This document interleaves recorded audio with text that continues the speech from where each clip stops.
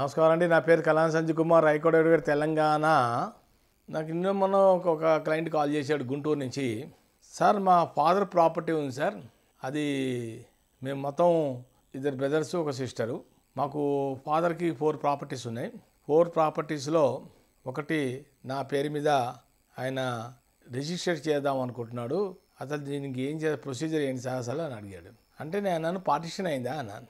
Partition అయింది sir, but మధ్యలో ఇప్పుడు మా సిస్టర్ వచ్చి ఆవిడకి ఆల్రెడీ పెళ్ళిలో అన్నీ ఇవ్వాల్సిన అన్ని కట్నాలు కానుకలు అన్నీ స్త్రీధనికని అన్నీ ఇచ్చేసాము. ఆమెకు పెళ్ళి కూడా 20 years పైన అయింది.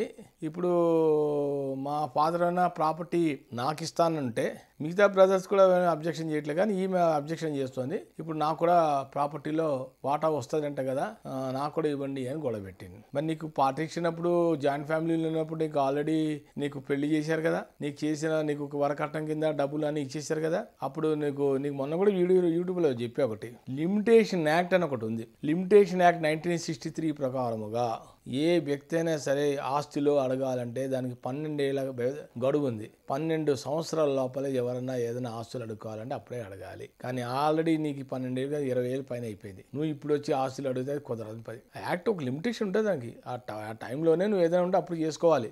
జాయింట్ అయిపోయి విడిపోయారు, అందరూ ఎవరు వాళ్ళు ఉంటుంటే, సంసారాలు అని ఎవరు వాళ్ళు ఉంటుంటే ఇప్పుడు వచ్చి నాకు ఆస్తిలో వాటా ఇస్తారంటే ఎలా వస్తుంది? ఆ టైం దాటిపోయింది కదా. ఇంకో పాయింట్ చెప్తున్నాను, దీంట్లో వినండి.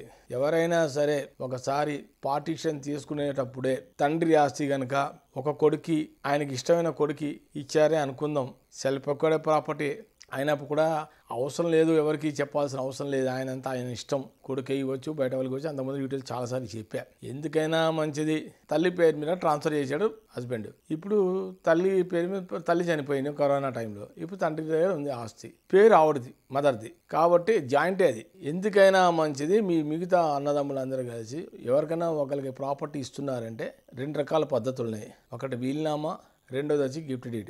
గిఫ్ట్ డీడ్ అయితే నీకు ఇచ్చేస్తున్నాను రా అంటే అది గిఫ్ట్ డీడ్ రిజిస్టర్ చేయాలి, స్టాంప్ డ్యూటీ గవర్నమెంట్ కట్టాలి, అది అప్పుడు పక్కా డాక్యుమెంట్. సెకండ్ పాయింట్, ఎందుకు సార్ అంత ఖర్చు అవుతున్నాయి, వీలునామానే రాద్దాం అనుకుంటున్నాను అంటే, వీలునామా కూడా తనంతరమే ఇవ్వండి, మీరు బ్రతకుండంగా రాయకండి. ఆస్తి ఏదైనా సరే మీ తర్వాత మరి మీకు రేపొద్దున మీకు ఎవరైనా సపోర్ట్, మీకు ఎవరు ఇస్తే రేపు మీకేమైనా అయితే, కొడుకులు రేపొద్దున హ్యాండ్ ఇచ్చేస్తే మీకు మీ పరిస్థితి ఏంటి? మీ సర్వేలు కూడా చూసుకోవాలి కదా. కాబట్టి మీ సర్వేలు అయ్యేంత వరకు మీరు ఆ ప్రాపర్టీ ఎవరికి ఇవ్వాలనుకున్నా వాళ్ళకి అప్పుడే ట్రాన్స్ఫర్ చేయకండి, వీలునామా రాయకండి. మీ తదంతరం ఆఖరి క్షణంలోనే మీరు వీలునామా రాయండి. దానికి రిజిస్ట్రేషన్ ఫీజు అవసరం లేదు, అన్రిజిస్టర్డ్ అయినా వీలునామాకు చెల్లిస్తుంది. కాబట్టి నాకు వస్తున్న కేసులు ఏంటంటే పార్టీషన్ సూట్ యాక్ట్ 1893 ప్రకారముగా, లిమిటేషన్ యాక్ట్ 1963 ప్రకారముగా. ఈ 2 గుర్తుపెట్టుకోండి. పార్టీషన్ సూట్ యాక్ట్ ఒకటి ఉంది, లిమిటేషన్ యాక్ట్ ఒకటి 1960 ప్రకారముగా.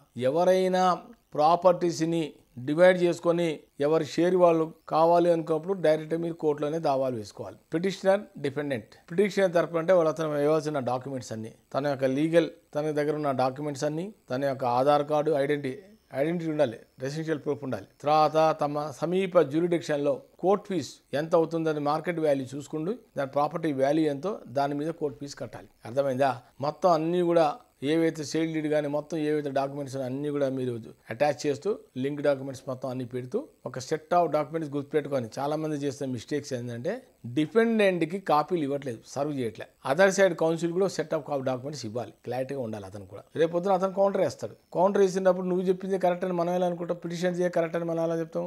అందుకని కోర్టు ఏముంటుంది, వాళ్ళకు సెట్ ఆఫ్ కాపీస్ ఇవ్వండి అంటది అదర్ సైడ్ వాళ్ళకి. ఆ డిపెండెంట్ కూడా ఆ కాపీలన్నీ చూసుకొని స్టడీ చేసి ఇతను చెప్పింది కరెక్టా రాంగ్ అని తేల్చుకొని ఆ తర్వాత అతను కోర్టులో కౌంటర్ కాపీ వేసుకోవాలి, ప్రాబ్లం లేదు. ఇక ఫైనల్గా చీఫ్ ఉంటుంది, తర్వాత చీఫ్ క్రాస్ అయిపోయిన ట్రయల్, ఆ తర్వాత ఫైనల్గా జడ్జిమెంట్ వస్తుంది. ఎవరికొకరికి అనుకూలంగా ఏదైతే డాక్యుమెంట్ ఎవరైతే కరెక్ట్గా ఉంటుందో వాళ్ళకి కోర్టు ద్వారా జడ్జిమెంట్ వస్తుంది. సో ఏదైనప్పుడు కూడా నేను చెప్పబోయే పాయింట్ ఏంటంటే, ఎవరి ఆస్తులైనా సరే, పూర్వీకుల ఆస్తులైనా సరే, యాన్సెస్ట్రల్ ప్రాపర్టీ అయినా సరే, వాళ్ళు ప్రాపర్టీస్ ఉన్నప్పుడు దాన్ని చక్కగా పార్టిషన్ చేసుకున్న తర్వాత ఎవరి షేర్లు వాళ్ళు పంచుకోండి, ప్రాబ్లం లేదు. కానీ ఎవరైనా మధ్యలో పార్టిషన్ చేయడానికి ఇబ్బంది పడితే అప్పుడు మీరు డైరెక్ట్గా కోర్టులోనే ఫైల్ చేసుకోవచ్చు, సూట్ ఫర్ పార్టిషన్ వేసుకోవచ్చు.